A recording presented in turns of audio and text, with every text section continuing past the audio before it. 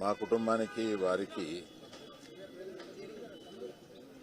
మద్రాసు నుంచి కూడా బాగా సన్నిహితం. మేము సుమారుగా 35-40 సంవత్సరాల వినపడుతుందమ్మా 35-40 సంవత్సరాల నుంచి మేము కుటుంబాలు కలిసి ఉండేవాళ్ళం. మా నాన్నగారికి ప్రత్యేకంగా కోటా శ్రీనివాసరావు గారు అంటే చాలా ఇష్టం.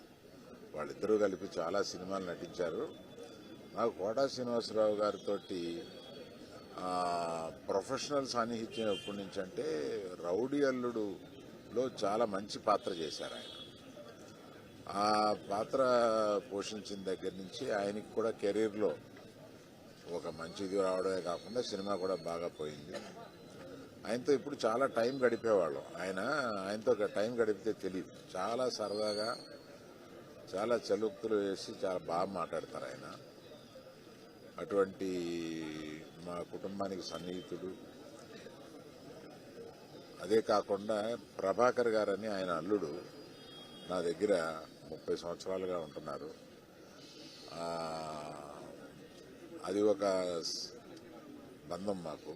అప్పుడప్పుడు ఈయన గురించి అడుగుతూ ఉంటారు. ఇవన్నీ కాకుండా వారి పర్సనాలిటీని మర్చిపోలేం.